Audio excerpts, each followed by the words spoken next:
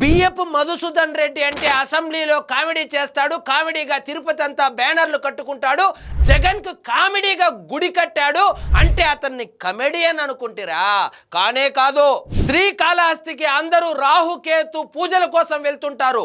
శ్రీకాళహస్తి గుడినే రాహుకేతు అయి పట్టి పీడించిన విలన్ ఈ జగన్ శిష్యుడు. జగన్ అధికారంలో ఉన్నప్పుడు గుడి మొత్తాన్ని తన చెప్పు చేతుల్లో పెట్టుకొని ఆడిందే ఆట పాడిందే పాట అని ఈశ్వరుడి ముందే కుప్పిగంతులు వేశాడు.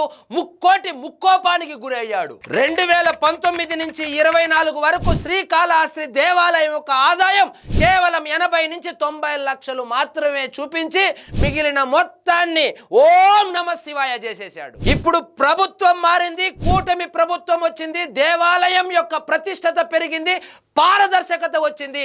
నెలకి 3 నుంచి 4 కోట్ల రూపాయలు దేవాలయ ఆదాయం కూడా వస్తుంది. అంటే బియ్యం అండ్ కో నెలకి 2 కోట్ల రూపాయల గుడి సొమ్మును నొక్కేశారు అని ఈశ్వరుడు సాక్షిగా బయటపడింది.